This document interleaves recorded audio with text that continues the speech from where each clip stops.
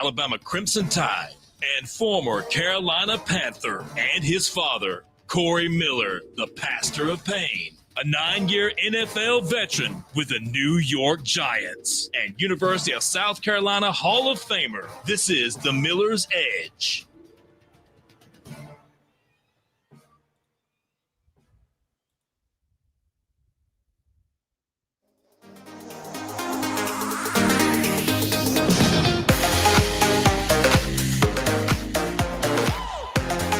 And welcome into this Wednesday edition of the Miller's Edge. Todd, 100.9, 1230 WTBC, presented by the Good Feet Store, America's arch support experts. Hope everybody is doing well. If you're in any type of pain, you guys know what I'm going to offer you. I want to tell you, go check out the Good Feet Store on the YouTube stream. You can see that website right there, that nice, beautiful blue website, goodfeet.com. Again, you can go check them out. The nearest location you can find them. You type in your zip code right there, and it'll pull up any location that is nearest you. But if you're around the Tuscaloosa area, I urge you guys to go check out the Good Feet Store that's located here, right there in Midtown Village in that shopping plaza. You can't miss it. Walk-ins are welcome. Let them take great care of you with these personalized arch supports that are designed to eliminate and alleviate all types of pain. Clinically proven to do so in 4 weeks, man.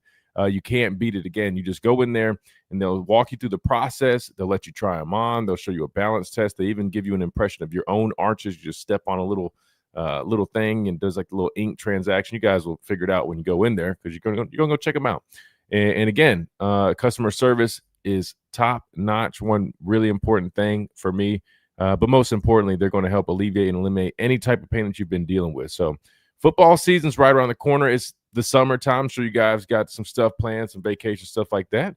You're going to probably be on your feet all the day, all day, all the time. Why not get you some arch supports to help eliminate and alleviate that pain? So again, check out the Good Feet Store, Midtown Village, where you find them here in Tuscaloosa, but they are nationwide. So they're looking to help everybody across the country. Go to their website to find out more information and get that nearest location used. That way you can go check them out today. And you can also schedule an appointment while you're on the website. Again, that is the Good Feet Store, improving the quality of people's lives 2 feet at a time.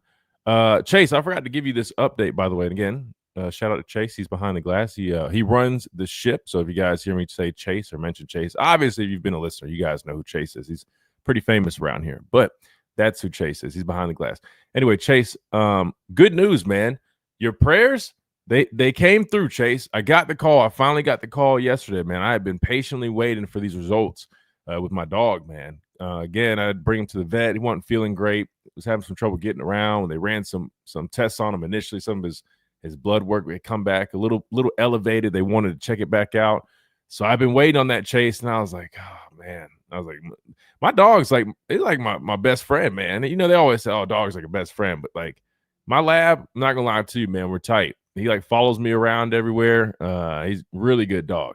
Anyway, got the results back, Chase. They came back normal. His levels were good, and he's a good, healthy young lab. He's like 3 years. Wow. Okay. Hallelujah. Yeah. Amen. Amen in the chat, right? Yeah. So I had to fill you in on that because I was like, I know I asked Chase to pray. And thank you to everybody else that definitely was praying and had him in y'all's thoughts. And I know you got some people like my dad who I reached out to him to see if he's going to hop on here. I want to get his thoughts on all this stuff regarding the updates to the playoff picture because I know he's going to have a lot of thoughts and a lot of stuff he kind of mentioned he wanted to see. So hopefully we can get him on here today. But I know he's kind of the type where he's like, oh, it's a dog, man. But I'm like, nah, man. Dogs are they're special, man. They're special.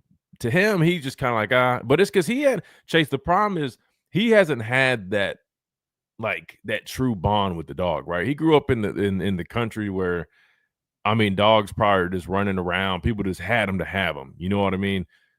I always told him, like, man, you got to get like that one dog that will really change your life. It's like, I'm telling you, man, they're like family. Just like Mike said in the chat. Good to hear dogs like family. Yeah, they really are, man.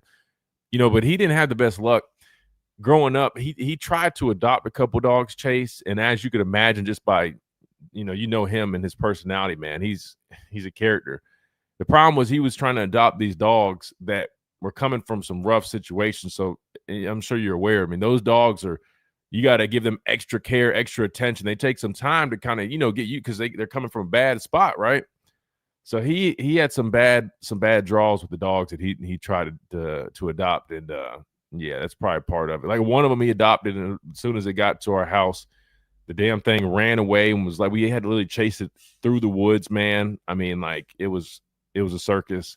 That didn't last very long. Now he did have some he had a couple Rottweilers when I was young, some real pretty dogs. So I guess, I mean, he's familiar with them, but still, I think he was more like, he just liked, they're cool. They weren't like, they didn't have that connection. Anyway, sorry, I could go on for days about dogs, but make a long story short, my dog is healthy, so God is good, and thank you, Chase, and everybody. All right, that being said, in terms of what we've got planned for today, we're going to continue talking about these SEC meetings taking place. Discuss what these coaches have been talking about down there. You've got some media, some interviews and stuff going on, so we're going to pick them apart, listen to them, talk about what those might mean. Plus, there's some other videos that are coming out that, we're talking about Alabama. Look, it is the dog days of summer, and that also means that these guys are back working out. These guys are officially back on campus, Chase. They're getting after it. That summer program has started, so maybe we'll talk a little bit about that. I'll share some of my experiences with the summer program, what it's all about, what it means, and what I'm expecting, because, again, we've been hearing from several, people, right? Coach Ballou and others that, even Kalen DeBoer mentioned this summer program is going to be a tough one. So sounds like everybody's locked in and they understand what needs to be done this summer. That way they can go out there and have the success that they want to have this upcoming season. So we're getting the ball rolling, Chase. We're getting the ball rolling. Spring SEC meetings are taking place. The guys are back here working out. And obviously that means, SEC meetings, all that stuff will come up this summer, and we'll keep covering everything as it rolls on. But for now, we'll cover what we've got here on this Wednesday edition. 205-342-9904 is the number. Want to hear from you guys and everything. Join us on YouTube. You can hang out in the live chat that we've got, and we'll keep on rolling after this quick timeout right here on the Miller's Edge. Tide 100.9, 1230 WTBC, presented by the Good Feet Store, America's Arch Sport Experts. Don't go anywhere. We'll be right back.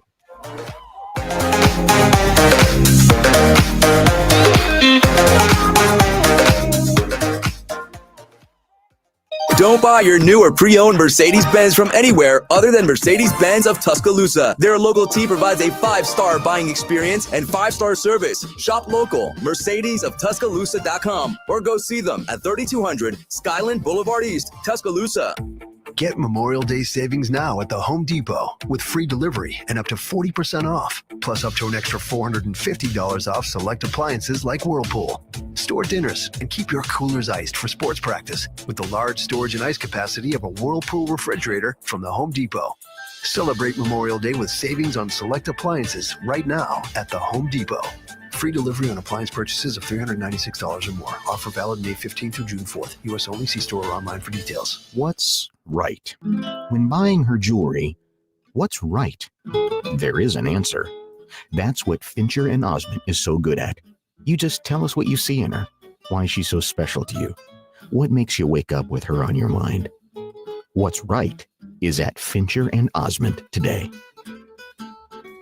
I'm Tom Osmond, your jeweler at Fincher & Osmond Jewelers. Not so easy to find on McFarland, between Edgar's and local routes.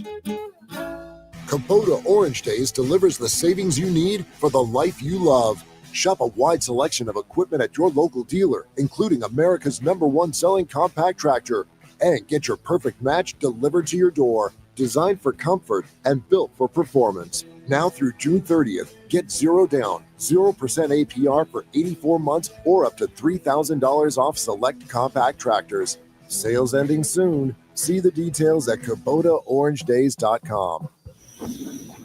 Well, these polymers aren't as flexible as batch K3.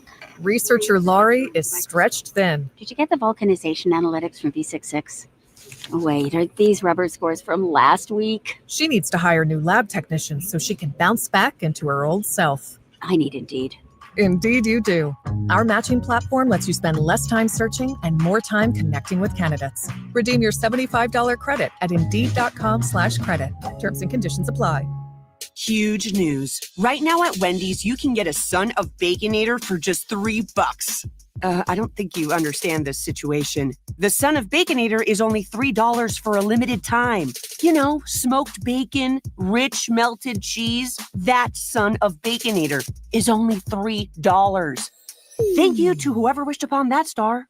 For bacon that just won't quit, gotta be Wendy's. U.S. price and participation may vary. Prices may be higher in Alaska and Hawaii, not valid on a combo or in third-party delivery platforms. Townsend Nissan will wow you with offers like this. Up to $4,000 in rebates or 0% for up to 60 months on the all-new 2025 Pathfinder V6 SUVs. We have over 25 in stock. Oh, you want more? Up to $6,000 in rebates on the 2025 V6 Frontiers. And yes, Townsend Nissan has over 20 in stock and ready to roll. And yes, all models are tear-free. We have 5 models that are under $30,000.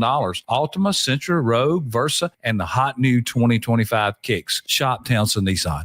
Tide 100.9 Tuscaloosa weather. Partly sunny this afternoon. The chance of a few scattered showers and thunderstorms through tonight. The high today 84, tonight's low 66.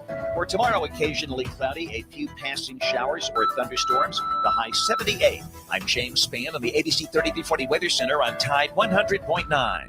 It's 79 degrees in Tuscaloosa. This is Miller's Edge on Tide 100.9.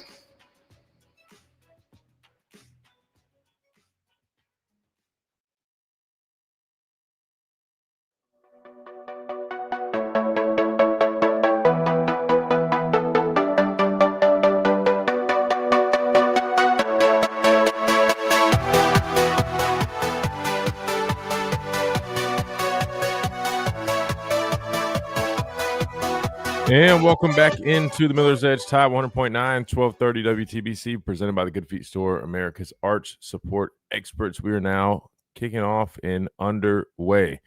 Chase, I know we've got a couple folks already lining up, so we'll probably start there. But again, a couple of things that I did want to hit today, mostly building off of the whole SEC spring meetings. Obviously, the coaches are speaking to the press. They're down there meeting.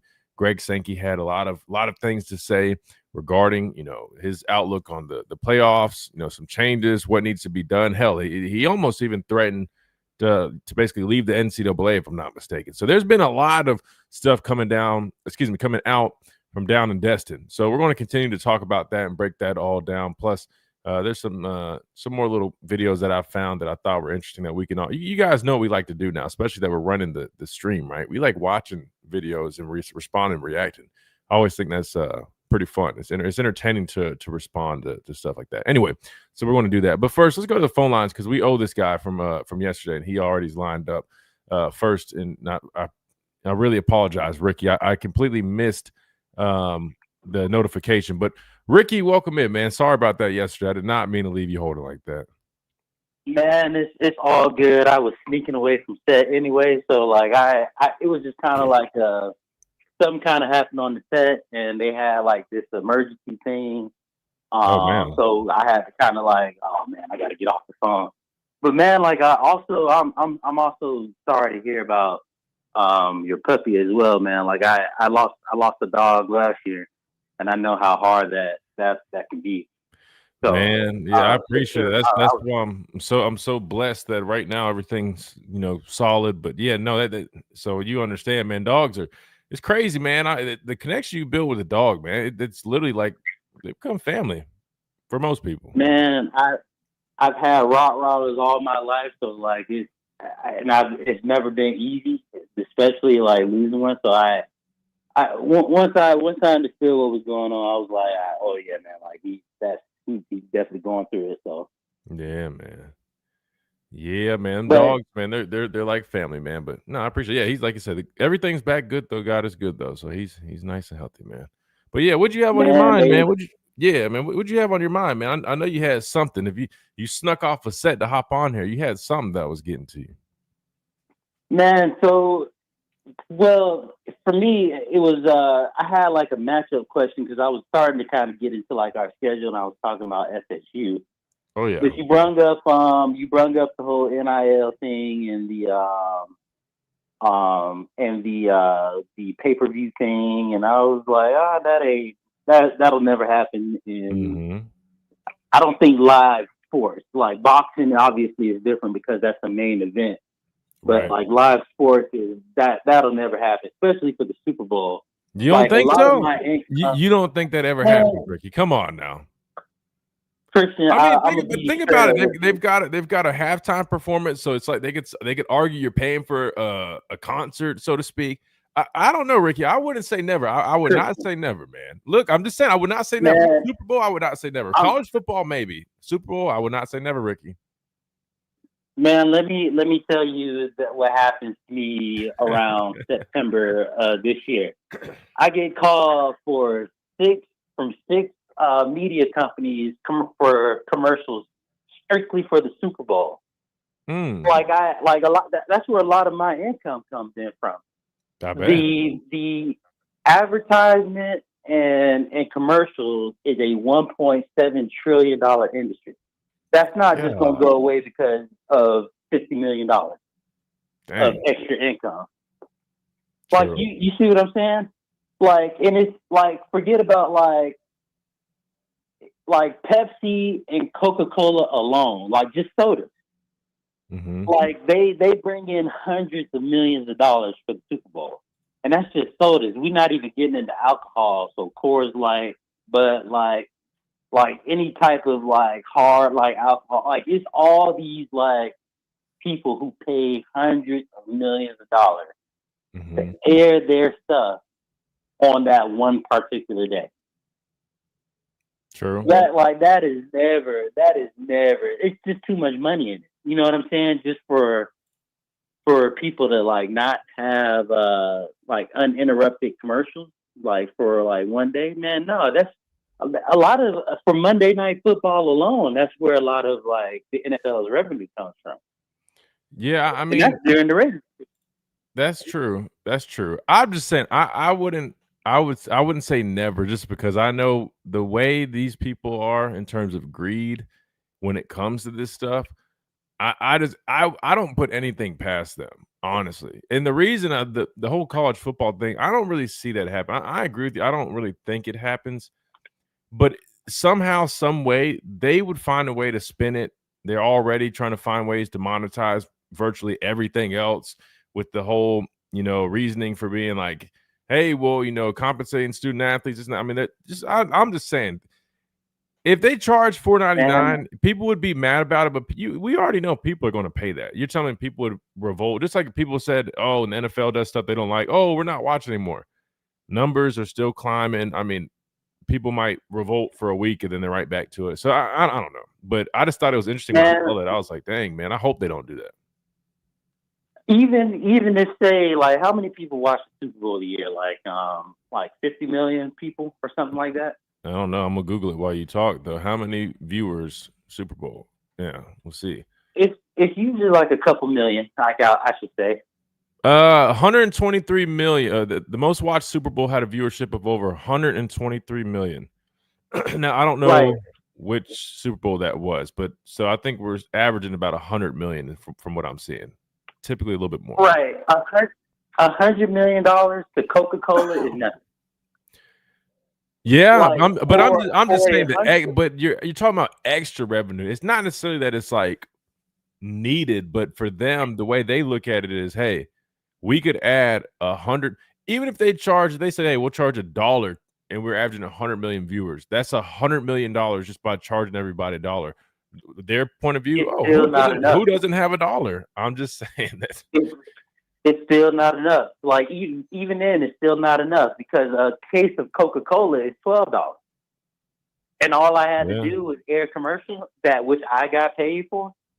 That, like, you see what I'm saying? It's just too much money. Yeah, you're saying the risk that. I get what you're saying. I just also feel like there is an argument where if they say, oh, well, what's a couple dollars? People aren't going to have a problem paying that. And that really would generate just that extra money, which I get what you're saying. So these big companies, it's not. Yeah.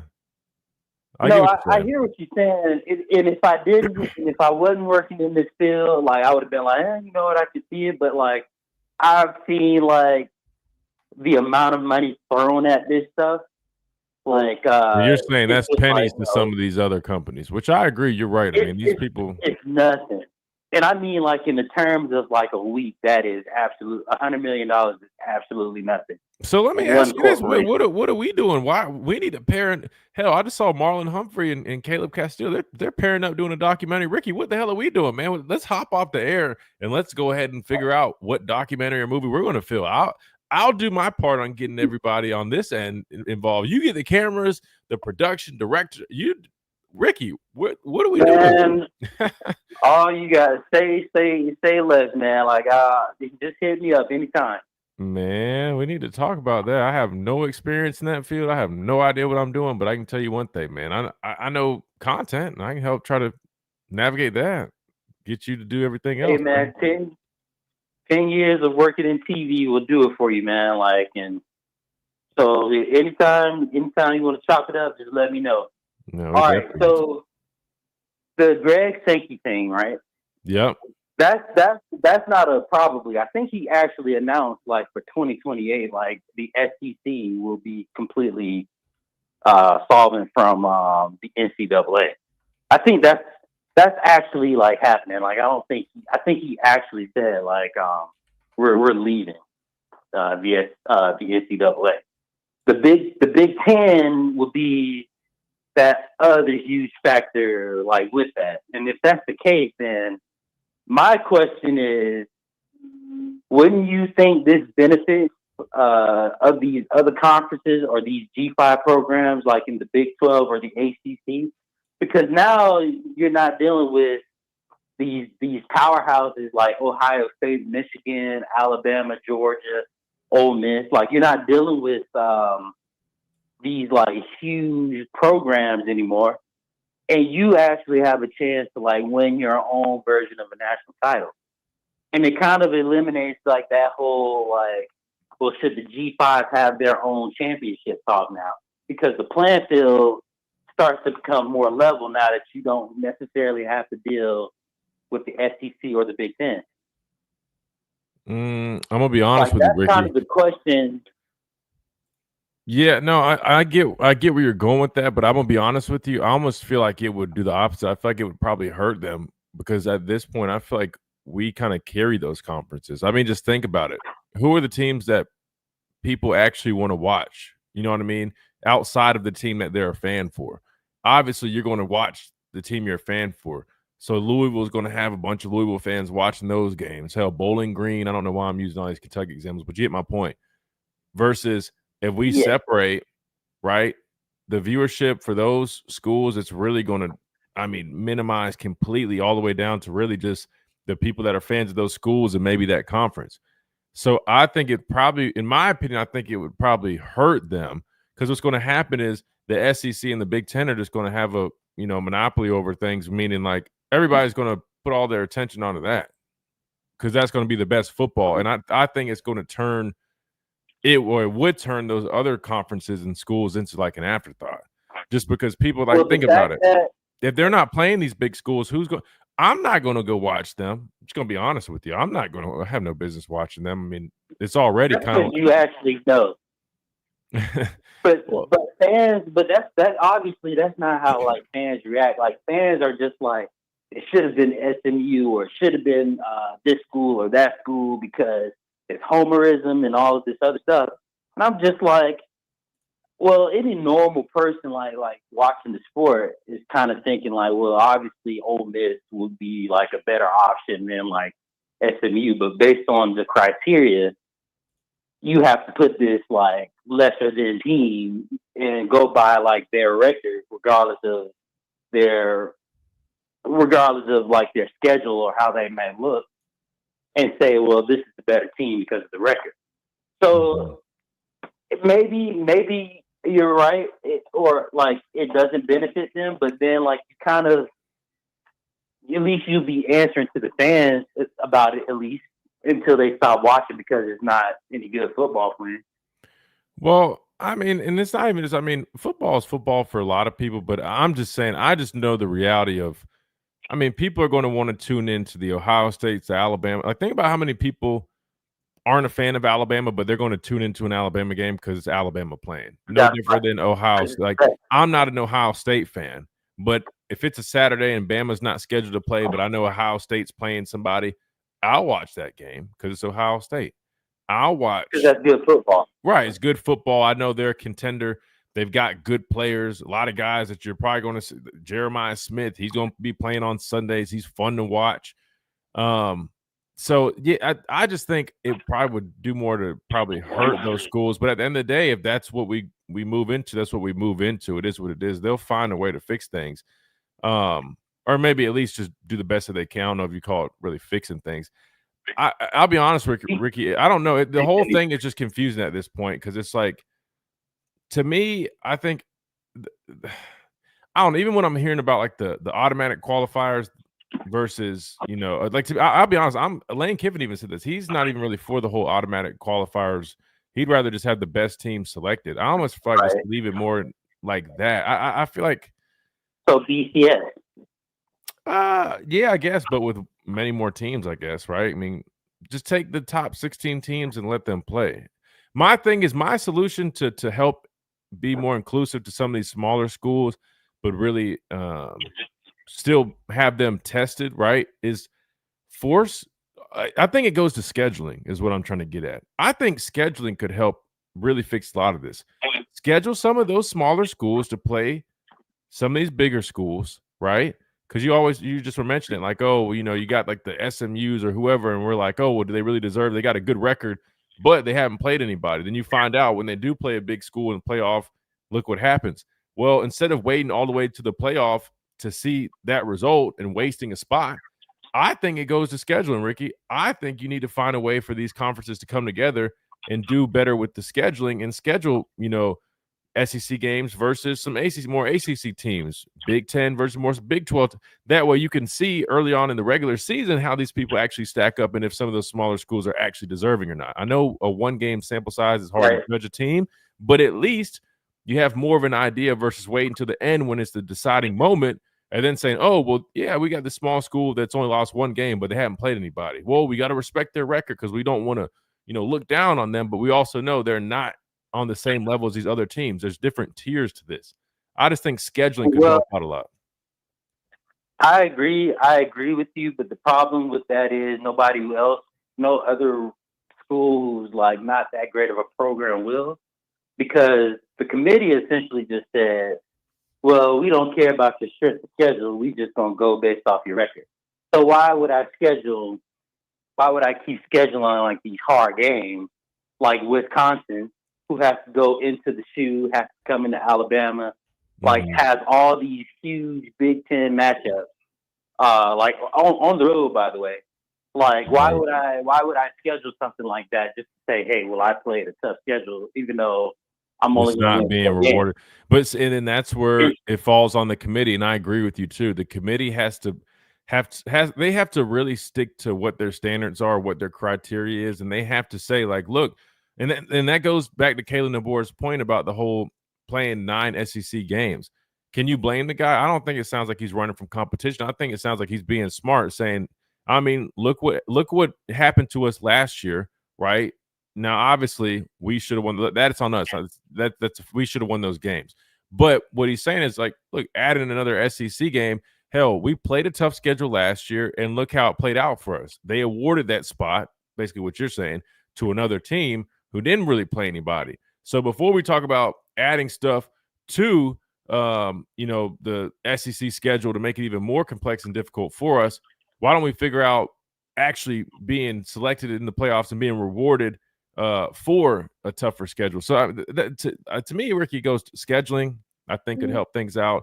A better stance or idea on what the committee is going to actually value and respect would give us a better idea as well. I think sometimes we still just don't have that concrete answer from the committee. I mean, just think about it. How many times we keep going back and forth with are we going to honor and respect the team that goes to a conference championship or not? You know what I mean? Like that whole SMU Alabama debate, stuff like that. They just got to clean it up, and I think it'll help really make things, I guess, a little bit better moving forward.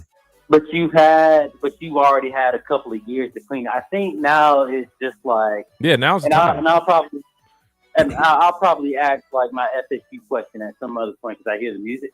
But that kind of just goes to like, well, we give you a chance to like do right by this whole situation, and still, even with the 12-team playoff, here we are again, kind of talking about adding extra teams to avoid the mistake you've already made before. So now it's just like, well, you've got me 10, so I've got people I have to answer to. It's time for the SEC, our conference, to do our own thing. And I think the Big Ten is probably like right behind them. Yeah. Or maybe they aren't, because that conference is really like top 3 heavy. Well, I mean, you got SEC, Big Ten. I mean, they're going to be the big players in all this, so they're obviously going to. We're going to have the most influence when it comes to stuff. So we'll see. I mean, it's just interesting hearing the things being thrown out, and we'll keep going over it. I know Josh Pate posted a video on his ideal playoff picture. I kind of want to hear that, see what his thoughts were on it, but I don't know. I mean, I'm curious. I mean, let me ask you before we let you go. I mean, what do you prefer in this system if they were to make changes? Do you like the idea of having automatic qualifiers from conferences, like 4 from the SEC, 4 from the Big Ten, 2 ACC, 2 Big 12 teams? Or do you want to just leave it top 16 teams, top 4 teams, get those buys, and just let the top teams get in there? If you go that route, Alabama would have been in last year, right? They were a top 12 team. They would have been in. So, I mean, but also they would have been in if you did the qualifier thing too, though. All right, so I would do it based off if I'm going off of what I think, I would go based off the top. First of all, if I wouldn't have did 12, it would have probably been at the most 8, or right back down to like 4.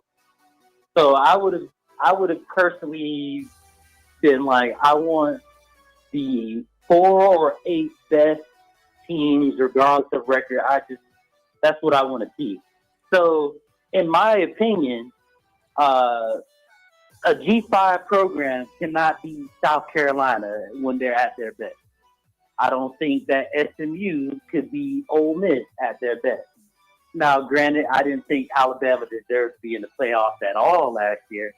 I still don't think some of those teams could beat Alabama at our best. So, I would just. It would make people upset too, which is why you probably can't go based off of what I think, because it wouldn't be fair. I don't think let's say you're the head of the playoff committee. I mean, you can't worry about the opinion. Like, what do you think? It sounds like you kind of leaning towards automatic qualifiers, given that you feel like those teams are more deserving, given that they're better teams playing better competition. Am I right? Well, if I'm a part of the committee, your strength of schedule has to mean something. Like if you play nobody, which is why Florida State didn't get in that in 2023 and Alabama did. It wasn't that we thought Alabama was bad, but your quarterback went out and you guys played absolutely nobody that whole year. Fair. Except LSU, and LSU has just kind of been iffy since Brian Kelly kind of got there. Well, they also lost their quarterback to injury, and that technically is part of the criteria too. So yeah, but we know what the. Come on now, Christian. Like I'm just saying. I mean, technically, that's part of the criteria. So I mean, you got to technically right. You technically right, but I technically know what's up too. So we all know the deal with Florida State and why they didn't get there. Nobody just like to say it. I mean, that's fair. I think that had something to do a little bit, though. Even if it's a little bit. Ricky, I appreciate you, bro. I'll hit you guys with my FSU question at some other point. Yeah, please do, man. We'll dive in that too. Be easy, man. Good deal. All right. That was Ricky Rose out in California. Appreciate him as always. Quick timeout. We come back. We keep on rolling. We'll go back to the phone lines. We got our buddy Ragged on the phone line, so we'll hear from him, and we'll keep on rolling right here on the Miller's Edge, Tide 100.9, 1230 WTBC, and live on YouTube as well. Quick timeout. We'll be right back.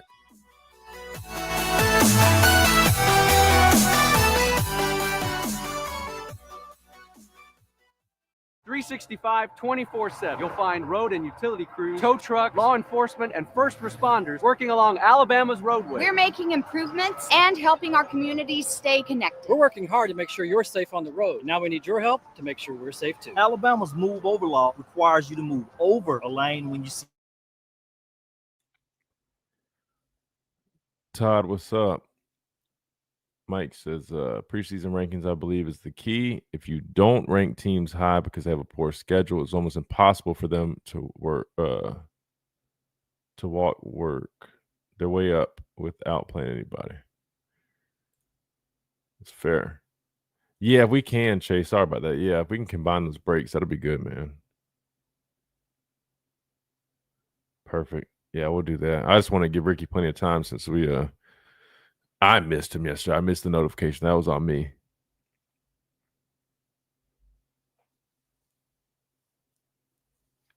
Yeah, I see what you're saying, Mike. Let me see what Greg Sankey said about this 5+1 model. I'll share it with you guys. He said,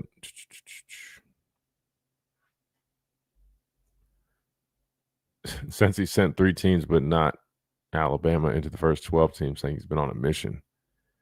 I don't think that's the only reason he's on a mission. I mean, obviously, I'm sure he probably wants more teams. I think he just understands that our conference is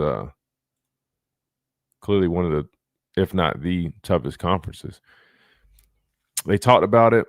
I'll call it a 5+11 model and our own ability to earn those berths. At the coaching level, the question is, why wouldn't that be fine? Why wouldn't we do that? We talked about 16 with them. So good conversation, not a destination. But the first time I've had the ability to go really in depth with the ideas with them.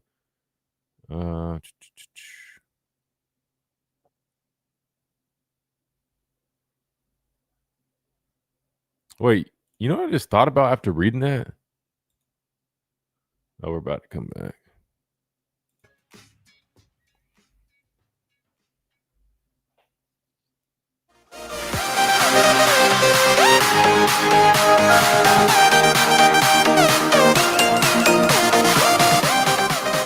And welcome back into the Miller's Edge, Tide 100.9, 1230 WTBC, presented by the Good Feet Store, America's Arch Support Experts.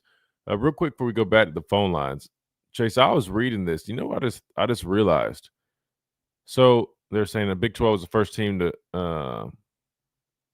which lifted eventual national champions. What I was getting at was, so obviously Ohio State won the first 12-team playoff, right? They also won the first 4-team playoff because that year was when they beat us. I'm sure you guys remember 2014. They beat us down in the Sugar Bowl in New Orleans. Ezekiel Elliott was running all over us, but they had a squad, man. That was when they had was it Nick? Who's the older one? No, Joey Bosa. They had Joey Bosa, Michael Thomas. That was when they were down to their third quarterback, but it was What was his name? Why am I drawing a blank? Guys, what was his name? Anyway, you guys know what I'm talking about. Anyway, was it Cordell Jones? Yeah. Anyway. Cordell Jones. Okay, thank you. Yeah, I was like, wait. Bro, I said Cordell thinking the quarterback. I almost said Cordell Stewart. I'm like, whoa, definitely I did not play against him, man. Anyway, so I just thought about that. But I was just reading a little bit about Greg Sankey's whole 5+11 model. There's so many different ways they're looking at going about this, but 5+11, I was trying to find these details on it and what exactly he meant. Here you go. Which would expand the CFP to 16 teams, guarantee the 5 highest ranked conference champions a spot, and the remaining 11 spots would be filled by at-large teams. So, wait, that doesn't sound like they're including the the automatic bids, which, I mean, look, as much as I respect the SEC and the Big Ten, I know we're the heavy hitters, but I don't know, the automatic bid, I don't know, man. I'd rather just stay away from automatic bids. I would just say the top teams. Now, I know you do risk having some of those teams with cupcake schedules sneaking in there, but as long as the rankings are reflecting a respect for, the schedules of the SEC, the Big Ten teams, it ends up working itself out. At least that's how I view it. So let's see how Ragged views it, or see what he has to say. Welcome in, Ragged. Well, I'm going to tell you right now. Nope, I'm not going to go there with all of that. Let it all play out the way it is right now. What I do want to come back to you on, Christian, I was touched by your pet. What is your dog's name? His name's Leo. Leo. Yes, and sir. is he a golden retriever? Close. He's a Labrador retriever, but he's like fox red. He's got like a deep red color to him. He's cool. Yeah, there it is there. As a hangover from Larry Butler's music segment and Gary Harris, I want to ask you something. Do you know what a 3-dog night is? A 3-dog night? Yes. I'll be honest, man, I do not. Fill me in. What's that? A 3-dog night, number one, is the name of a band out of Southern California. Joy to the World, Never Been to Spain, Liar, One, everything, lots of hits. But a 3-dog night actually came from Australia, where the Aborigines were digging holes in the ground in the outback, and then would have their dogs cuddle around them to keep them warm. That's where that actual name of that band came from. Chase, there you go. There's a little music history there.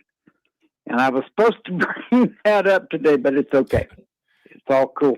But your story about your dog, thank the Lord he's still with you. You know what? And love him. Take care of him. Absolutely, man. Definitely will do that. I appreciate that. Thank you so much. I appreciate it, Ragged. And thanks for the history lesson, too. Is he still there, Chase? No, he had dropped. Oh, okay. Well, all right. Thanks, Ragged. Ragged's very philosophical sometimes, so there you go. But we appreciate that. 205-342-9904 is the number to the program if you guys want to get on the conversation. All right, so we were talking about this, some of these changes.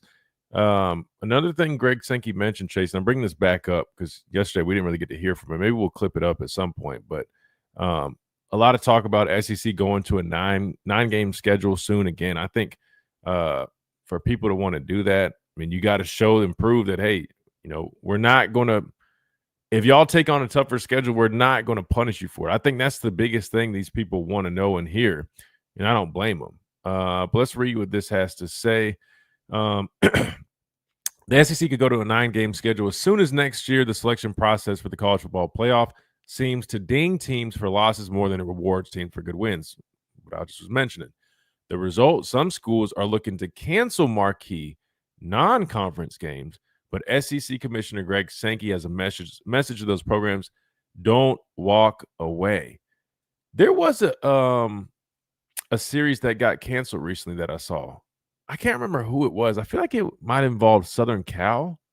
Does that ring a bell to you, Chase? Maybe you can look that up. I know we're about to hit this top of the hour break here a little early, but I saw somebody had canceled one of their, I guess, series. I don't know the reasoning for it. I didn't read into it. I just remember I saw it and I was like, oh, dang. Let's continue real quick. It was part of a broader message from Sankey speaking on the eve of SEC spring meetings. Football scheduling remains a big topic, from the potential 9-game schedule to a series of CFP playing games replacing the single season ending conference championship game. That would be interesting. But amid concern over the CFP selection process, the Big Ten's Nebraska canceled a home-and-home series with Tennessee, and Sankey acknowledged that others in his conference are considering backing out of such games. Okay, so there's that one. I don't know what I saw with somebody else, but we like to preserve these games. That's one of the problems we're encountering right now. We've seen that. I've heard that. We've even had discussions with our ADs who are thinking maybe I shouldn't play this game. We're about to hit this top of the hour break, so I'll stop there for now, and we'll continue here in a second. But Chase, I don't know, man. Do you feel like these coaches, these schools they're running from the smoke? I mean, it's kind of hard to really judge them or to criticize them when clearly, again, we talked about the committee not really, having your back in terms of these tough schedules. You know what I mean? Like, we're seeing these other schools being rewarded for these cupcake schedules, so you can't really blame some of these schools. But what sucks is it really it's really a hit for the fans and really the overall college football experience that people would even have have to see this, fall apart, right? I mean, because I'll be honest, like Alabama opened up with FSU, right? I think it's great. I opened up against FSU. Hell, I got hurt that game, but it was a hell of a game. It was a fun matchup. I know everybody's looking forward to it. They went on to be pretty trash that year, but still, I mean, it's a storied program. You got FSU taking on Alabama, different conferences. People want to see those games. So obviously, if people are backing away from it, we need to fix something to get back to encouraging these games. Because to me, I think that's what makes the sport great when you start getting into some of those matchups that you don't typically see. So we got to hit the top of the hour break. When we come back, we keep on rolling. 205-342-9904 is the number. Make sure you guys hit us up if you got anything on your mind. Again, we're talking about some of these big changes that could be coming to college football. Plus, some more stuff coming up. Hour number 2 right here on the Miller's Edge, Tide 100.9, 1230. WTBC, presented by the Good Feet Store, America's Arch Sport Experts. Quick timeout. We'll be right back.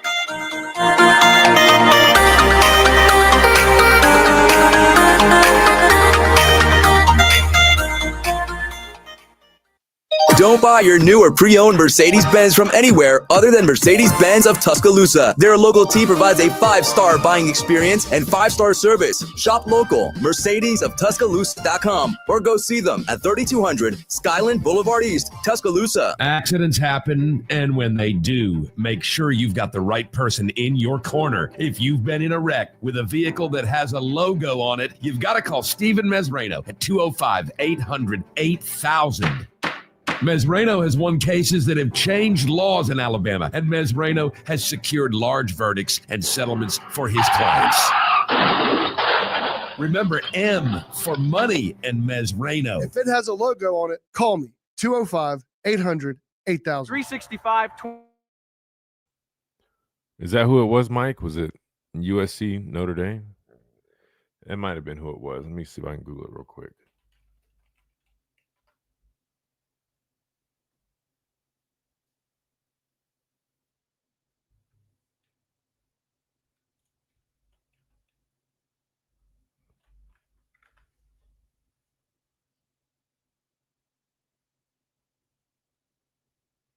Maybe it's not official. Maybe it's just in jeopardy. I think that's what it's saying, but still. I don't know. I mean, the competitor in me is like, I mean, I'll be honest with you. I mean, I'm speaking when I was here. We didn't care who we played, honestly. Like at least I always, and I know everybody would say the same thing. We enjoy playing other teams. It's fun going and beating up on somebody we hadn't really played before, right? Whether it was in the playoffs, playing Michigan State, Washington, opening up with Southern Cal, like that was cool. I thought that was cool as hell because I mean, obviously, I grew up in South Carolina, a whole other side of the map, but watching Reggie Bush, Pete Carroll, those guys at Southern Cal, and when I committed to play here at Alabama, I wasn't expecting to play a team like Southern Cal. So when I saw that we were scheduled to play them, I thought it was dope. I like stuff like that. I think most of these players do too. It just sucks that the politics and the dynamics of it is kind of discouraging these things from continuing. I don't know though, but I mean that's why it's on the playoff committee. I mean, it's their job. You can't really blame the coaches. However, I guess the argument is, I mean, hell, we've got a 12-team system now. So you're afforded a few mulligans. Now before, like, that's why I mean, like we were opening up against Florida State, Southern Cal. That was when we still only had a 14 playoff. So I mean, if anything, I hope people respected what Coach Saban and company were doing, scheduling that stuff. We didn't run from the smoke ever. Nowadays it's different. Which now I think about that, I mean, I don't know. Maybe these coaches are a little scary. I mean, it's a 12-team playoff, and you guys are scared. You got a little room for error, man. But I mean, was it Tennessee, Nebraska? I wonder whose idea that. I feel like that's more probably Nebraska, maybe. I don't know. I could be wrong.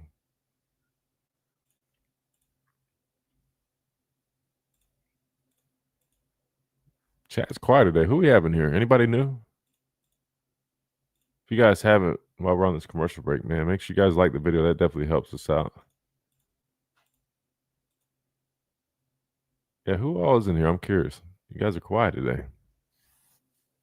Maybe we need to stir the pot. Should we stir the pot a little bit?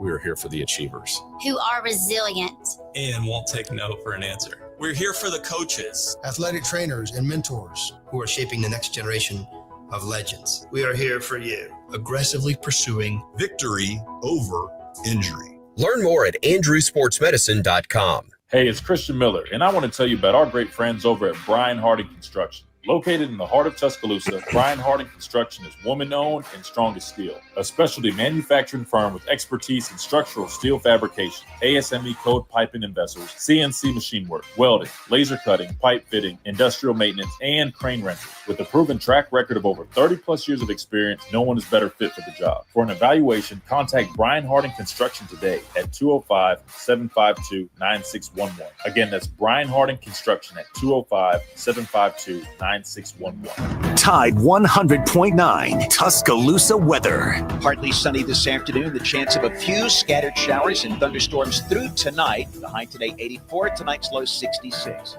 For tomorrow, occasionally cloudy, a few passing showers or thunderstorms. The high 78. I'm James Spann on the ABC 3340 Weather Center on Tide 100.9.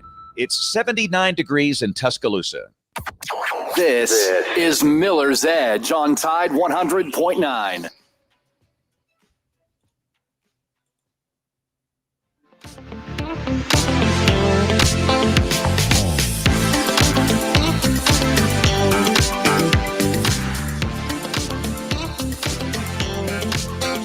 And welcome back into Miller's Edge, hour number 2 officially underway. Again, we are presented by the Good Feet Store, America's Arch Support Expert. Check them out if you're dealing with any type of pain, foot pain, knee pain, or back pain. They will take care of it with their premium arch supports. All right, we've been talking a lot about some of the stuff coming out from SEC spring meetings, potential playoff changes, obviously hearing from Greg Sankey, getting thoughts on a number of things. We're reading this article talking about basically how a lot of these coaches are starting to look at these series, these out-of-conference series games saying, you know what? Committee don't really care that we're trying to do this, especially if we lose. They're not really feeling it, so why would we do it in the first place? But some of the big ones scheduled, at least to open things up. Obviously, you got Alabama taking on Florida State to open their season. You've also got Texas playing at Ohio State.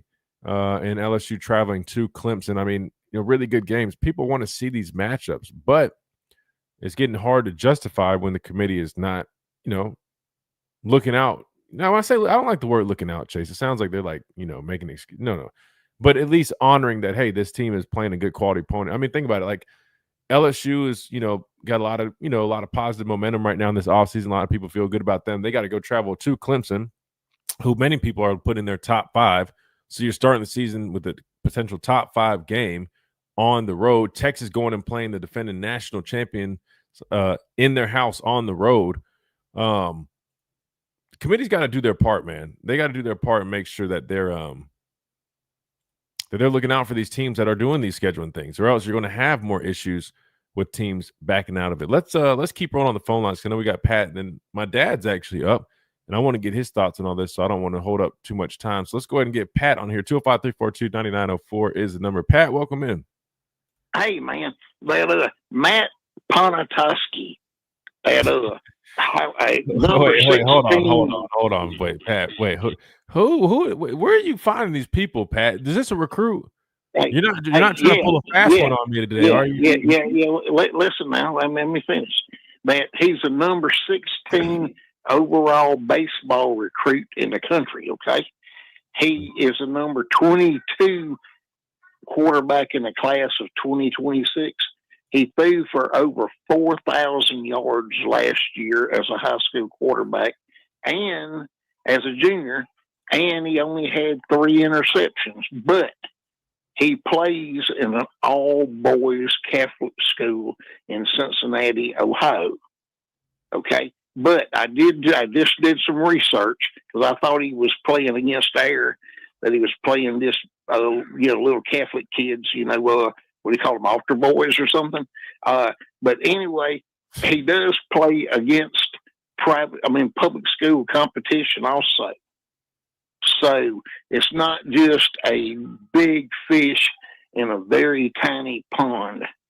And he has extreme touch with the football. You got to go with, we're talking video numbers. That and the quarterback Jet that's coming in this weekend out of Omaha, Nebraska, who threw for nearly 3,700 yards last year with only 3 interceptions. But he's 6'5". That guy's going to be on campus this weekend, and I think he's the Alabama quarterback of the future after Keelan Russell. And I could be wrong, but he has been invited to the Elite 11 finals.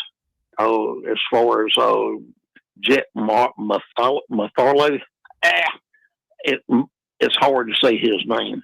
But you should know it by now, Pat. This is the third time you called to talk about him. You really like this guy. What is it that's getting you on this guy, man? That what am I missing? The fact that he's 6'5", that he's thrown for nearly 4,000 yards this past year with only 3 interceptions.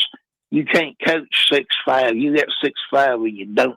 And his receivers, I watched his film. Oh my God! That to be able to watch him drop the ball over the shoulder of receivers right on target, whether it's long ball or short ball, it doesn't matter.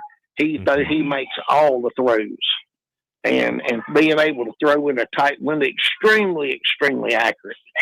That's what's incredible about him. And that your dad's gonna, he's gonna say, well, Pat, they're throwing against air. No, he's not throwing against air. He's actually his senior class, or not senior class.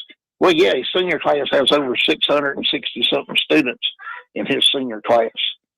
So he's a good player in a big pond. And who was the first name that you said? I'm trying to look. I don't even see this guy. His name is Matt. Coach Grubb just offered him in the last couple of weeks, and he's out of Cincinnati, Ohio. His name is Matt Ponatoski. Hey, he's got one of those quarterback names, does he not? Ponatoski.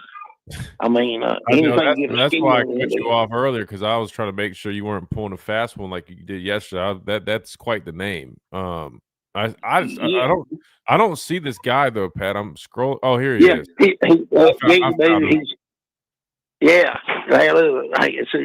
He's number 22 overall quarterback in the class of 26.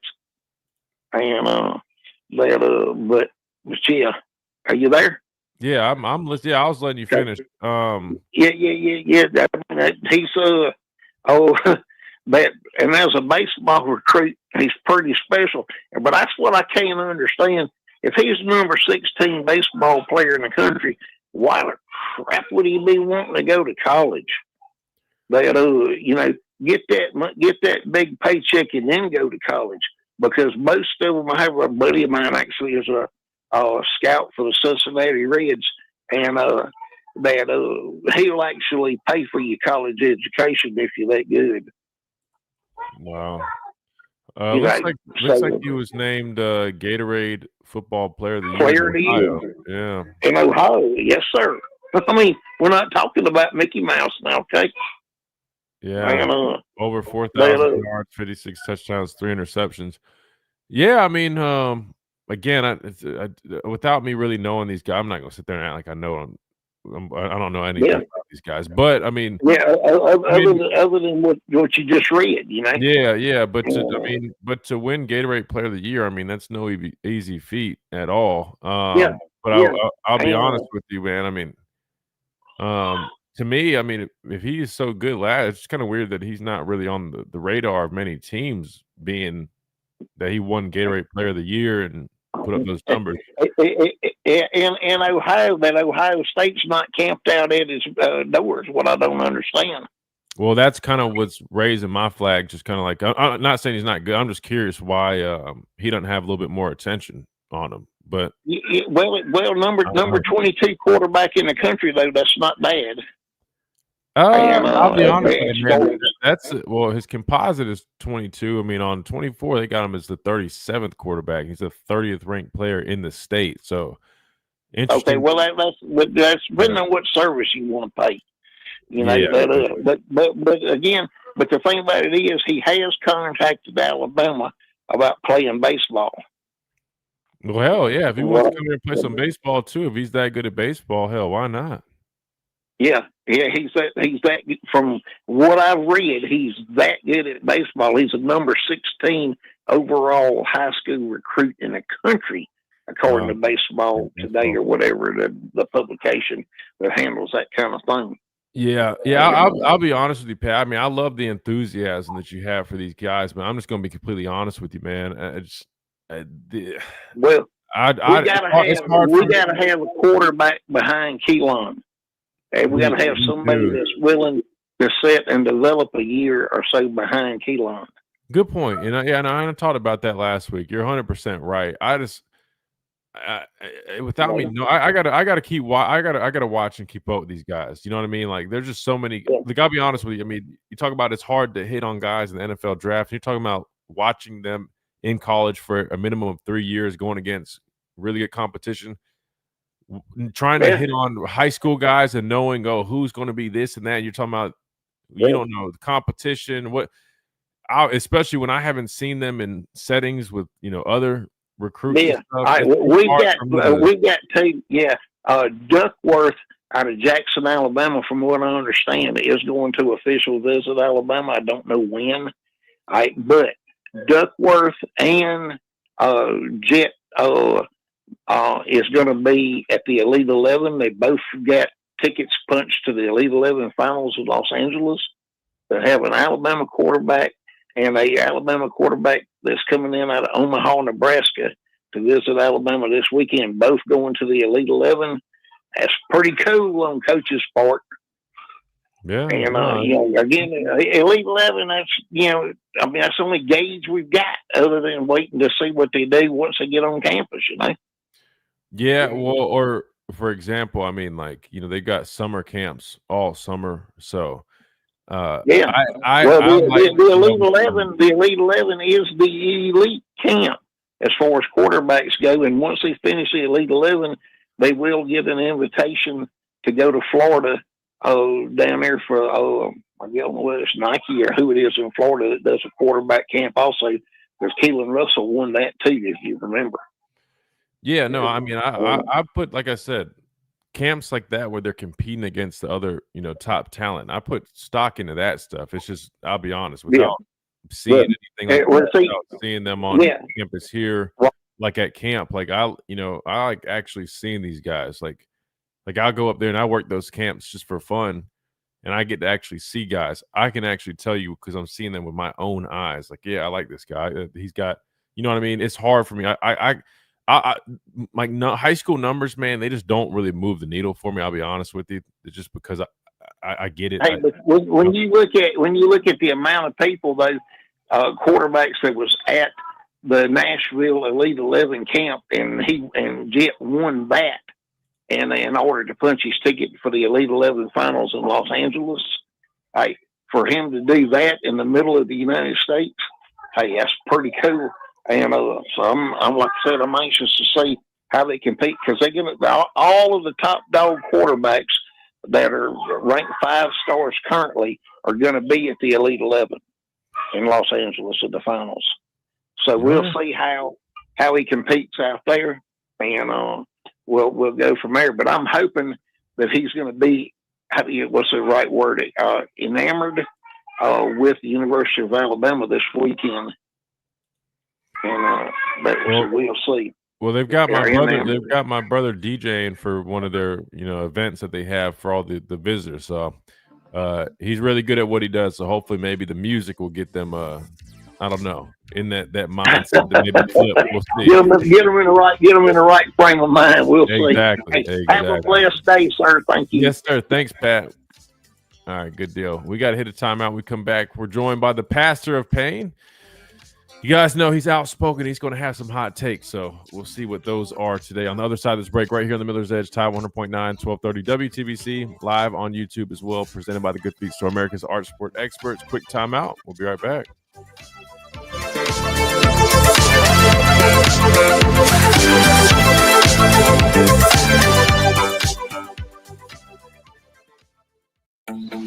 It's time to make your yard the best on the block. If I seem I guess underwhelmed, man, I'm not trying to recruit. I'll be honest with you, man. I don't really put too much stock into recruiting like that. I just don't, man. Just being completely honest with you. Like I'll break down guys that, you know, are committed here, coming here, stuff like that, a little bit further along, but like trying to like reach on a guy, you know what I mean? Like I don't really go off of rankings and stuff like that, but like the numbers and things that just don't really move me. Like I like for example, like last year with Keelan Russell, it wasn't so like I didn't put too much stock. Like, oh, he's committed to SMU. He's not rated that high. I was watching him. I saw him compete at the Elite 11 stuff. Just from what I had seen on his tape, I'm like, yeah, I think he has a lot of potential. But still, it's really hard for me to give some. Like, I'll be honest, half these people in this industry that are giving these rankings and ratings and breakdowns, man, it's just a bunch of crap, just being completely honest with you. But, it's so hard to tell. Even you got guys that are rated high, ranked high, then they do nothing. Then you got guys that weren't rated high, they show up and do something. What I'm getting at is I just let it play out, man. If there's somebody that catches my eye when I pull them up, I definitely would tell you guys. But, like, I don't really have time to reach for like these guys off of like, oh, well, their numbers in high school. Like high school is high school, man. Dude, I had like 20 my senior year, I had like 24 sacks in a season. It's like nuts, man. But it's like it's high school, you know? Like I'm not discrediting what I did. But I'm just I don't know. It's like here's this guy he's talking about, the Jet guy. I think I pulled him up last time. Pat loves this guy though, because he's called 3 times and talked about this guy. But I remember I watched this video and it's just nothing from it really like. I'm not knocking the kid. I'm just saying I'd rather see him in I don't know. I don't know.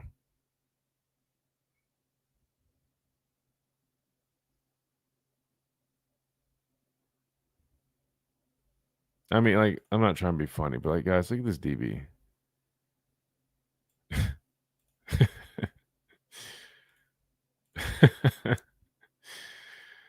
Oh, let me stop. Showers or thunderstorms, the high 78. I'm James Spann on the ABC 3340 Weather Center on Tide 100.9. It's 80 degrees in Tuscaloosa. This is Miller's Edge on Tide 100.9.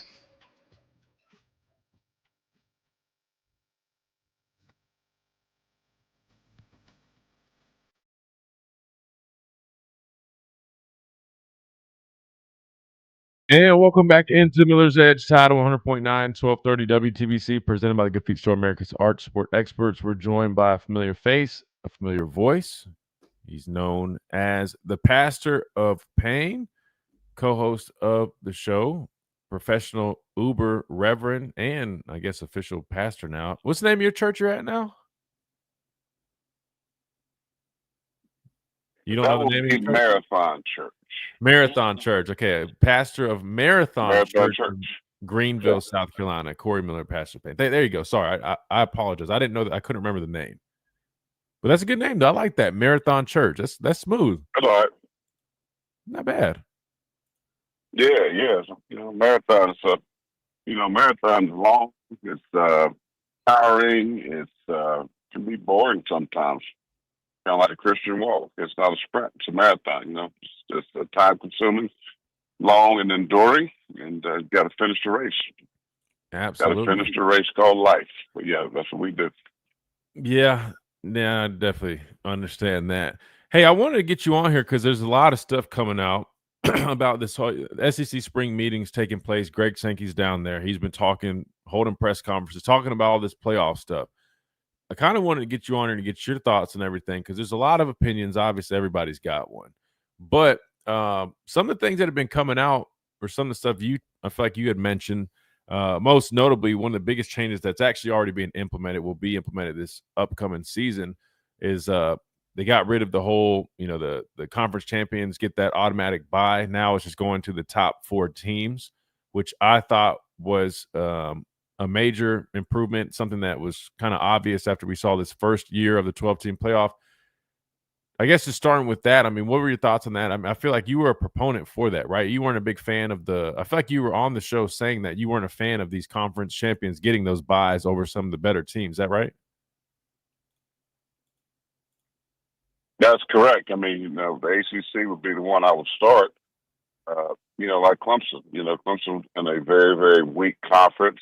The conference as a whole wasn't good at all, but they won it. I mean, they found a way to win that conference. Miami kind of dropped the ball, had a loss, so they didn't get in. Well, I thought was probably the best team in that conference, but here they are, getting a high bid because they won the ACC. Or we can go down the line with that one. But yeah, I think the best is 1 through 16.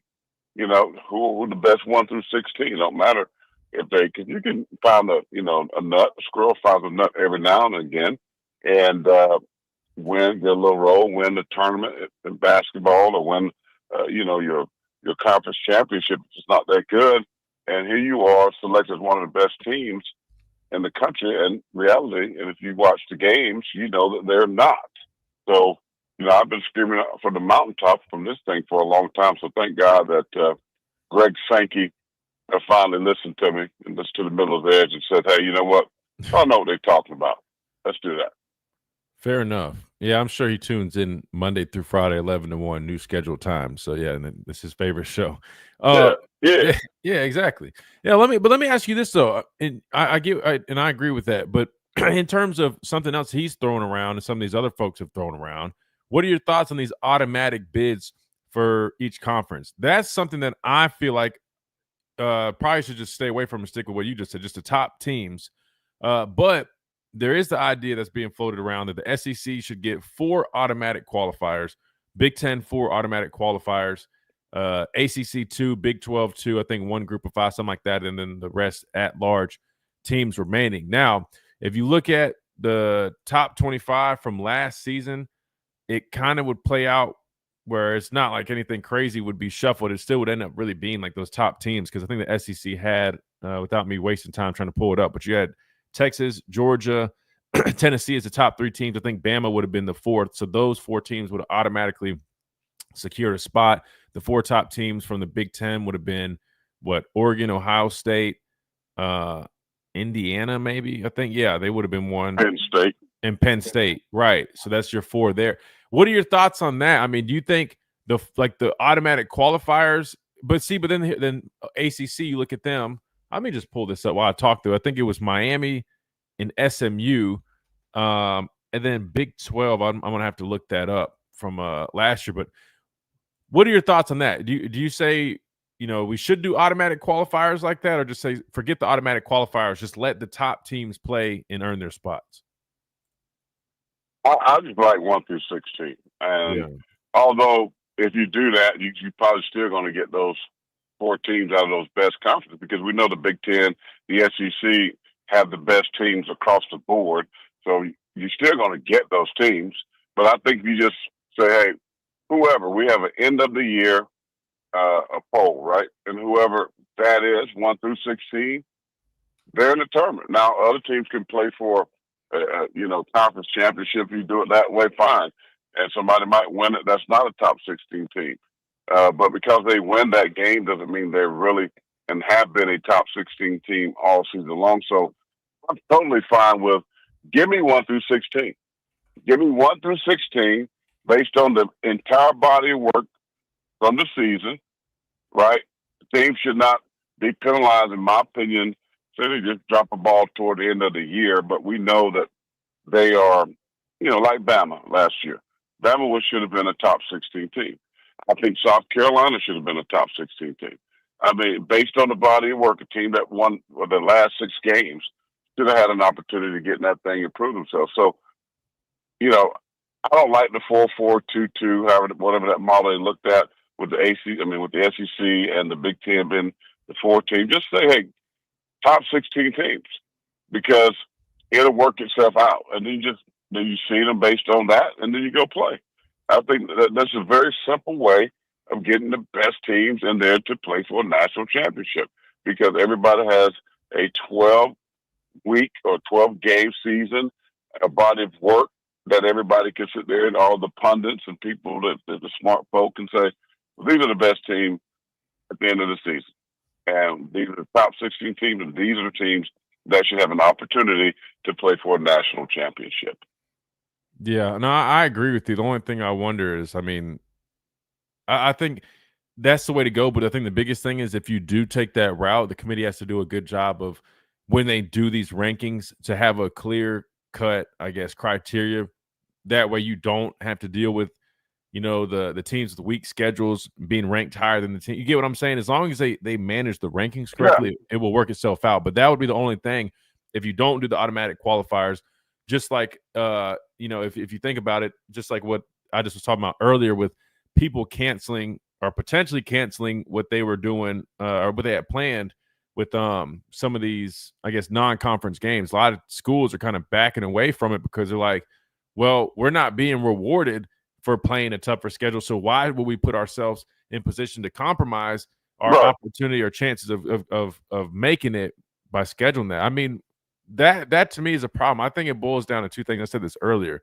I think scheduling, right? Because I think you need to challenge those smaller schools and have them play bigger schools during the regular season. That way you're not trying to make that decision at the end of the year like, hey, well, they haven't really lost, but they haven't played anybody. Well, make their ass play somebody early on in the year. That way you already know. You're not waiting when it's crunch time and it really matters. And 2, I think the criteria just has to be very strict, and they just have to, go with what they say matters. So, yeah. I mean, because think about it. I heard you talking about Clemson and LSU, the first game of the year. Well, listen, that could be a toss-up game. LSU got to go on the road to the fake Death Valley, which is Clemson, and you play the Tigers. And, although they're getting a lot of hype and a lot of love right now here in the offseason, people expect them to be one of the better teams. That's all cool, but let's just be real. Week number 1, you're not going to have the best team, so to speak. So, I'm just saying, for LSU, they can go to Clemson and lose, being on the road, being in a hostile environment. They're not sharp yet. They're not hitting on all cylinders, and they don't play their best football, and they lose. But then when it comes down to the end of the year, then they start going with all this cockamamie, body of work and strength of schedule and strength of record, and they're spending winning teams and blah, blah, blah, whatever they go by. And then they use that game against Clemson to come against LSU. And it shouldn't be. Well, LSU could be like, 10-2, losing that first game of the year against Clemson. Well, we know, weeks 3 through 12, LSU is a totally different football team. Games, I love that, man. Yeah. Because in the SEC, I mean, there's quality opponents. Even that middle of the road team to the bottom third is still quality opponents. And if you don't go play your best football, you can lose.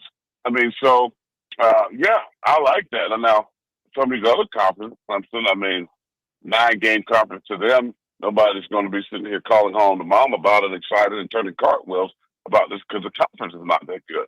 But when you talk about the SEC, and maybe if you're talking about the Big Ten, now with the addition of Oregon and some of these other teams that made the conference even better, absolutely.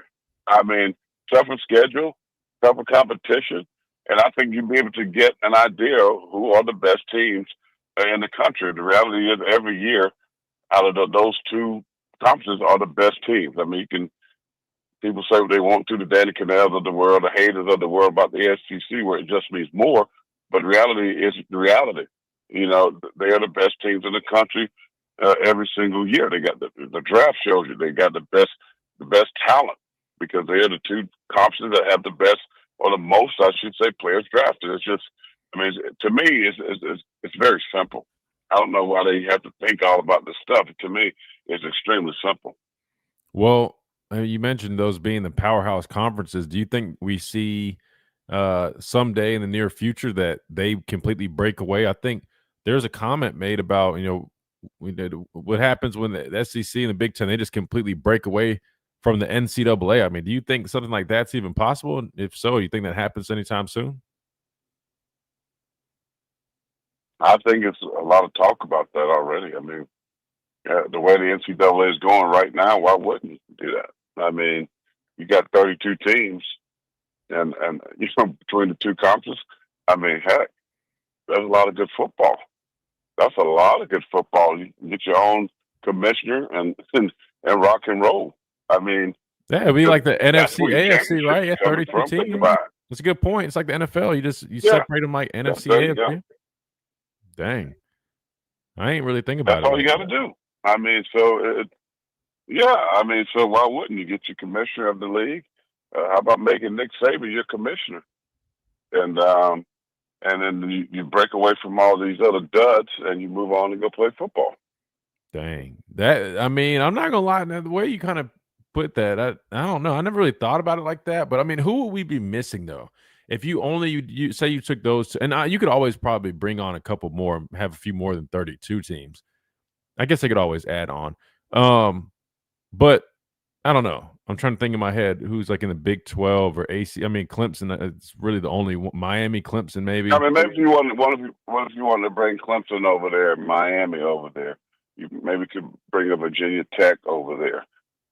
Maybe. What about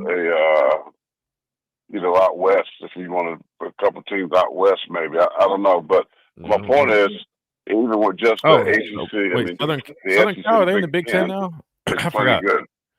Is Southern Cal in the Big Ten now? Yeah, I forgot. Yeah, so they would already be good. Yeah, that's a good point. That would be. Yeah, they're Big Ten.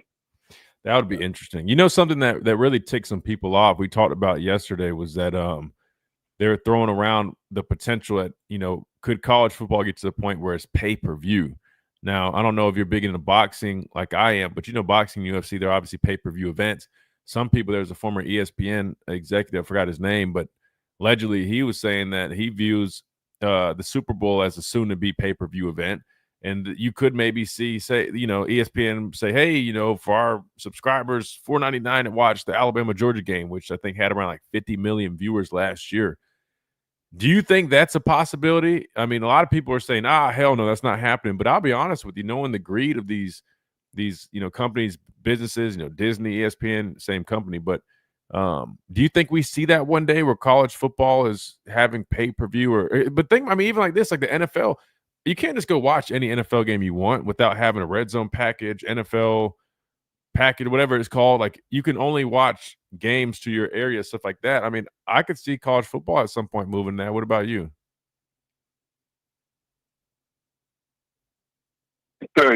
Yes. What makes this world go round and round, the United States of the great America, is the chingalinga. I mean, so anyway, they feel like it's going to add bread. It's going to add bread to what? Absolutely. I mean, because now, I mean, you still, I mean, where you got the ESPN. I mean, think about it. I mean, I hate now, like when you like a South Carolina, I don't know, Vanderbilt game. Well, it's not going to be on a main channel. You got to have the app or whatever, some kind of streaming service to get some of these games already. So I mean, they're kind of doing, in my opinion, is you got to pay for a subscription to even watch your team sometimes, right? I mean, so why couldn't they just easily, put these big games, Alabama, Georgia, LSU, Alabama, Tennessee, whomever, these big games that's attracting millions and millions of viewers. Absolutely. Now you got to go pay $49.99 to watch it. You don't think the fan base is going to do that? Absolutely. And if they don't get it on pay-per-view, if they can't get to the game, they're going to pay the money. Yeah. I mean, I'm not big into boxing. I know a lot of people in the UFC, a lot of people are. Well, it's not on network television. No. They got to pay the money. I mean, so If they're interested, they're going to pay it. So if they could do it, and it's going to be very lucrative for college football, absolutely, I can see them doing that. Nothing's going to shock me. I put it to you this way: what happens with college football now? It's a crazy entity, and I think it's going to get even more crazier as we go along. Yeah, I agree 100%. That's exactly what I said. I was telling even Ricky earlier. I mean, like, for example, the Super Bowl averages about 100 million viewers. At least that's what I saw when I looked it up. Literally, you charge 99 cents to watch. I mean, that's $100 million added revenue that you didn't already have, right? And obviously not everybody buys it, but say even if they did have $50 million just by $1, which they would, even if $5, you know, like it, I mean, I just know, like you just said, they're always looking for ways to monetize stuff, and it would not surprise me, especially talking about finding ways to make more money. You're talking about compensation with athletes, this and that.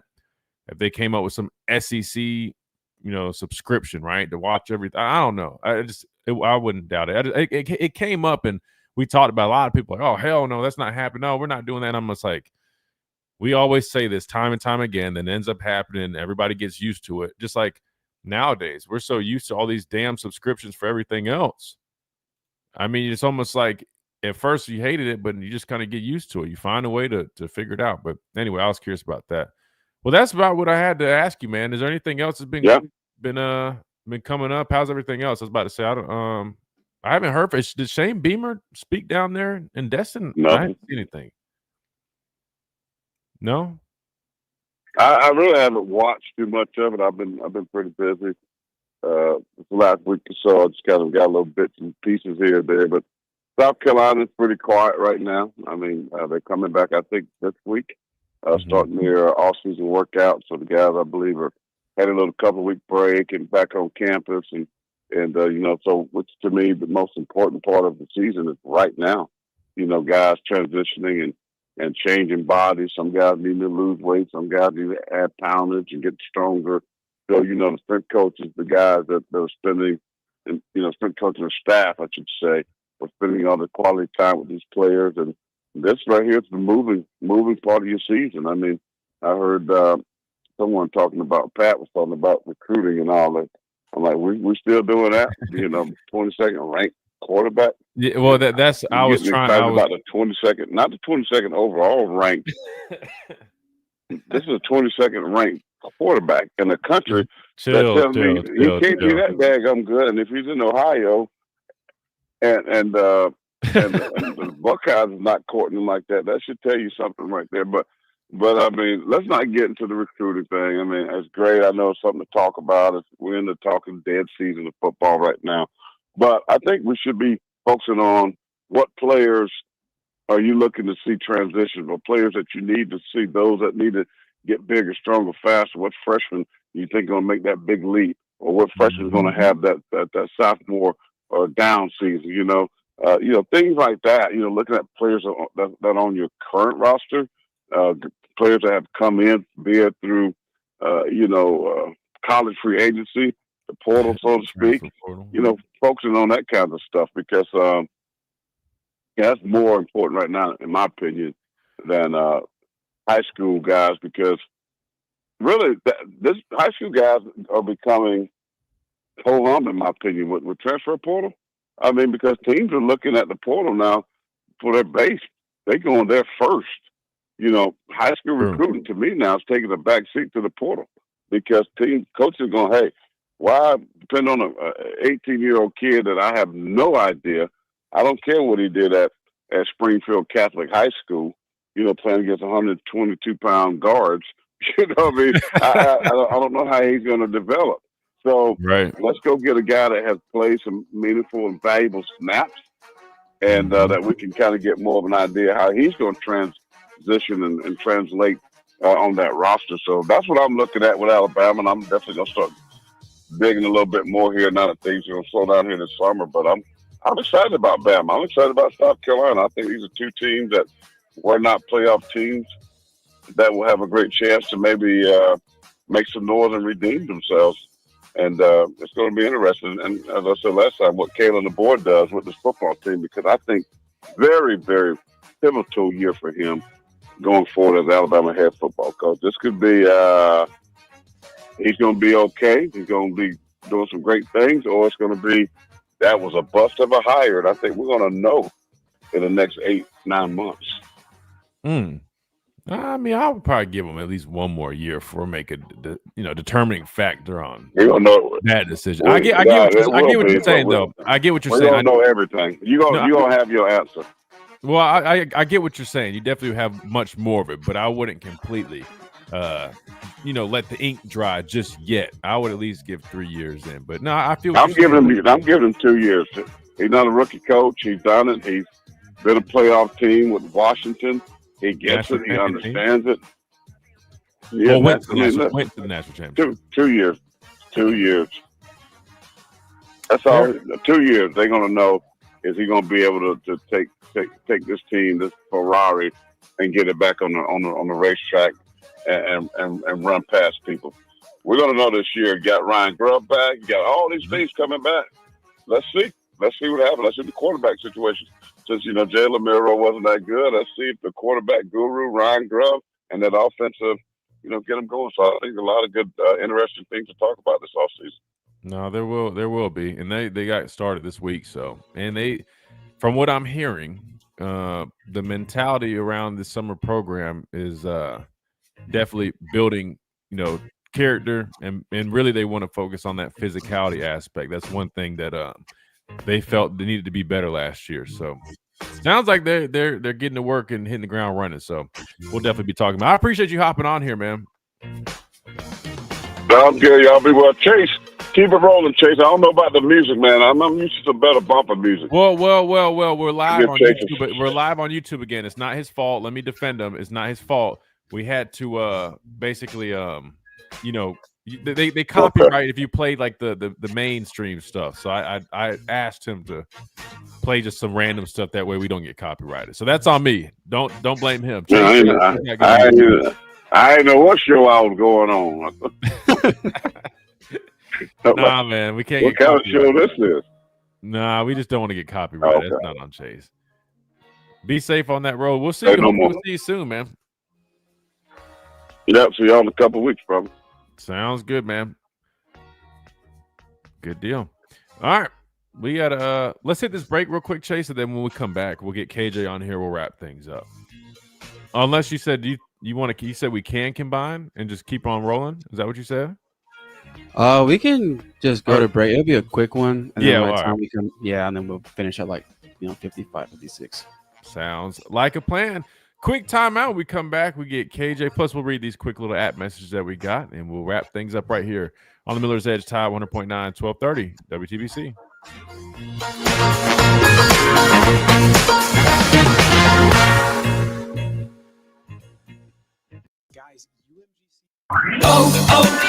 O'Reilly. Stay cool this summer with AC Pro Refrigerant at O'Reilly Auto Parts. Right now, get a $15 gift card after rebate with the purchase of select AC Pro Refrigerant products that include a hose and gauge. If your vehicle's AC is blowing hot air, beat the heat with AC Pro. Visit your O'Reilly Auto Parts store or shop online at O'ReillyAuto.com.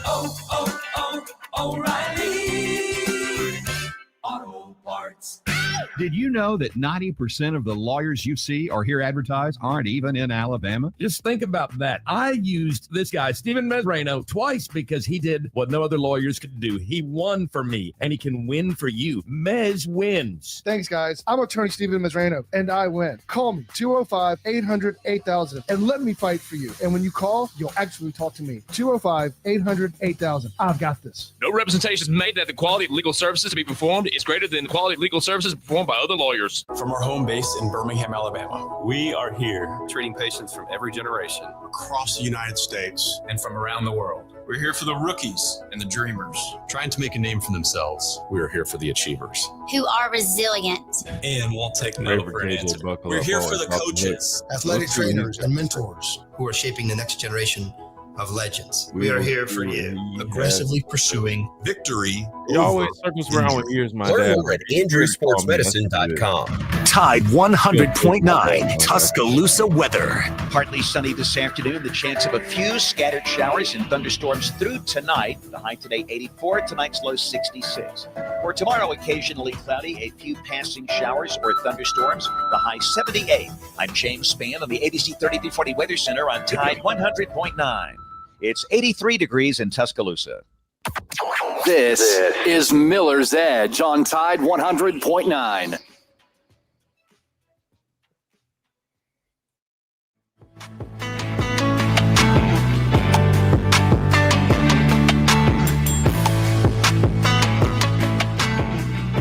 And welcome back to Miller's Edge, Tide 100.9, 1230 WTBC. Real quick reminder about our friends over at R&R Cigars. If you're in the market for the best cigars in the Southeast, you got to check them out. Best deals as well. 20% off of any 20 cigars, building your perfect selection. You can mix and match any 20 cigars to get that. Free shipping on orders of $100 and more. So, that time of year, Father's Day coming up. A lot of folks love to smoke cigars. Look no further than R&R Cigars. Plus, if you're looking for a nice place to hang out and go watch, baseball, basketball, whatever, football, especially during that season, you got to go to R&R Cigars. They got a big old mansion here, 2703 Gary Fitz Street in Tuscaloosa, right there downtown. Wraparound porch. You can just hang out, enjoy a nice cigar, plus over 160 bourbons to choose from.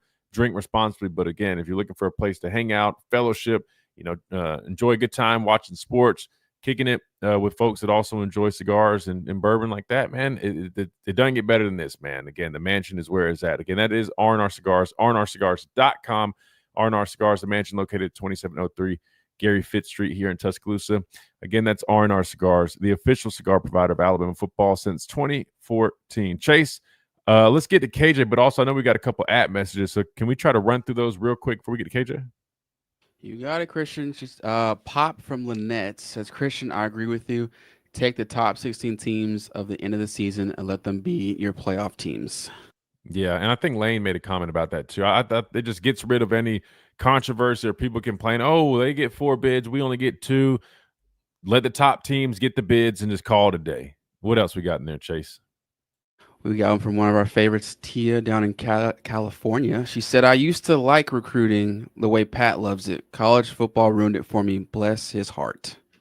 Yeah, and I didn't mean to seem like I was a little shorter with it. It's just, it's just different nowadays. Like my dad said, I mean, the portal's huge. Obviously, I'll be honest, I'm more focused on, I'm not going to look into recruiting right now only because I'm focused on our team right now. They just got back on campus. They're working out, doing their thing. To me, Keelan Russell is going to be that future.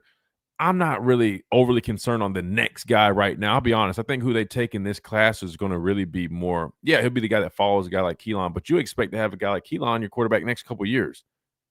Whoever we take in this class might not even be here in a couple of years. You get what I'm saying? So it's just hard for me to put too much stock in. Obviously, you'd love to have a guy in waiting that you feel good about, but it's so hard to hit on these quarterbacks and really players in general out of high school because it's hard to tell, man, until you really see them stacked up against, other talent. So I wait till I see them at, big events and stuff like that to really try to, get an idea. All right, KJ, it's your time to shine, man. Welcome in.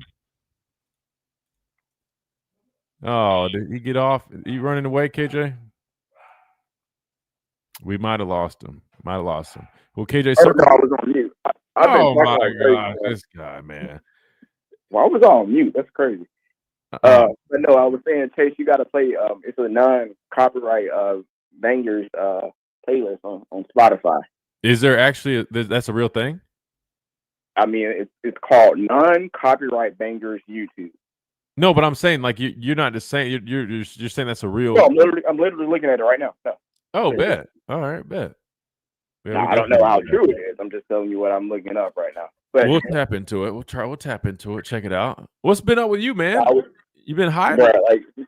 So no, remember I told you I gave you the correct congratulations when you had said that Jamie had, was expecting or whatever, and I was like, yo, my brother is too. Well, my little nephew was gotten here, and when I'm in town, I babysit. So yeah, that's what I feel you. So, good for you, man. Today I had a free day, so you've been pretty much in the background on YouTube, but every other day I gotta. You busy? Well, you got lucky then, because you got to hear my dad on here. He hadn't been on here in a minute, so good day. I listen. Like I told you, I listen. I just don't. I can't call in because I got you. Cry and he's in that crying stage. So. Yeah, that makes sense. But 16 teams, I think, man, will be the best thing. I say no automatic bid. What I think they should also do is they should incorporate a strength of schedule metric, so that component is already included in there. So that way, that gives teams incentives to go and play better games. So well, how about this? Because I agree with you. I didn't mean to cut you off, but real quick, I want to say this. I think maybe this might be dumb. If there was some way to do a point system, right? There has to be where you factor those things in, because I think right now it's too subjective. People are just like, yeah, we consider strength of schedule, but how much do they really? And then you got they're playing in conference championship games. Are we awarding that? Are we going to punish that? They need to really get strict criteria. Reward that too. That's what I'm saying. Yeah, I agree. That made for plus on the conference championship game as well. And the last thing I think they should do is those weekly ranking announcements. They need to stop that. They need to do just one single announcement, so that way it won't be a lot of controversy. We don't know. We can't tell us you're a liar because this week you said that you were judging about this, and then the following week is something different. We don't need to know how you're going and thinking and changing your mind throughout the process throughout the year. Just give us one announcement so that way we can tear that apart. I do. I understand it, but I don't think they can walk that back. I mean, I think the entertainment aspect of it, I think it is kind of nice for some of these teams to have a gauge too, though. I mean, at least if you're a coach, you kind of want to have an idea where you're at. I mean, granted, you should just focus on winning every single game possible and going from there. So I guess I don't know, but no, I get what you're saying. I mean, it kind of puts them with their hand. It kind of ties their hand behind their backs when they do that. Because like you said, it's hard for them to justify any later movement if they've already made a move. Just like we saw, I think it was with Miami or something, or I forgot what it was, but it was hard for them to justify something because they already came out of the ranking. It's like, well, we can't really put this team here because we had them here a couple weeks ago. Yeah, for sure. So that's why I'm saying it should be just one single announcement. And teams still have the AP poll and the different type of coaches poll, things of that nature, so that way they can have a mental gauge of how they're doing. But I think they should just do one final ranking at the end. Yeah, I mean that's true. I just the biggest thing to me, I think, the entertainment factor of it, them having the whole weekly thing. That I'm sure there's money involved with that for that TV spot. Think about it, though. That last, do you know how crazy you think the last show was? Oh, you're saying just one big thing, so we haven't seen it. It's just been building up, and then they just dropped that one ranking. Kind of like how NCAA does March Madness. That's true. That's true. No, that's a good point. Big announcement and throw a party, 16th, and do it like Game of Thrones or something. Well, to your point, everybody actually does that, right? I mean, the baseball and softball with their regional stuff, there's not a weekly rankings for that. Show, I don't think, at least just one show, and that way they can implement. That's where they can do the point system. You can have a point system, you can go over it, talk about why the center schedules were this. I think that'd be the best idea, but the NCAA doesn't do anything smart, so these ideas would probably never happen. Yeah, that's true. Oh, my dad just said KJ is babysitting ×3. Yeah. Let's pray. He said let's pray. I mean, my nephew Kylo. Yeah. Shout out you said Kylo? Kylo, yeah, my nephew. Kylo, I like that. That's cool, man. Shout out to Kylo. Oh, man. Back to the recruiting thing too, where you were talking about my brother. Yeah. Going back to what you're saying about that film, man, in high school, you couldn't tell me. My brother played at Mill Creek with Caleb. Now, you cannot tell me that my brother was not the most athletic kid ever, that he was definitely going to make it, right? Man, my brother does TikTok videos. Oh, chill. Listen. But look, you pull up film, and you can ask Caleb Downs this. You pull up film, you'll look, you're like, yo, what happened? What small? He was just, the kid's funny. We're not big. You just a small kid, man. Yeah, I mean, unfortunately, that's probably the biggest killer of dreams right there, is guys lack the proper stature. I mean, I can't tell you how many guys I grew up playing football with through the years that were all-American athletes, and you thought they'd be the best, but they were a 5'10" linebacker, right? They're not really going to get recruited. You know what I mean? Or defensive end, but they're 6 foot. I mean, they're great players, but that I hate it, but it's just the reality of it, man. You got to be blessed with the right size and stature, man. Yeah, shout out to guys that didn't make it because of that, man. Shout out to the people that couldn't make it because of that. Like Corey, I read all King Solomon stories to my nephew, so he's gonna have a whole bunch of wives and concubines when he gets older. But he's gonna get a king though. Amen. Get him trained up right, man. KJ, good to hear from you, man. All right, same here, man. Y'all take care. Yes, sir. Be easy, man. All right, we got to get out of here. It's been a fun one today. Appreciate everybody, all the contributions, Chase Behind the Glass, listeners, callers, app, messengers, all that good stuff. Up next, you got T-Town Sports Daily. We'll see you guys in about 22 hours right here, Tide 100.9, 1230 WTBC, and live on YouTube at The Miller's Edge tomorrow.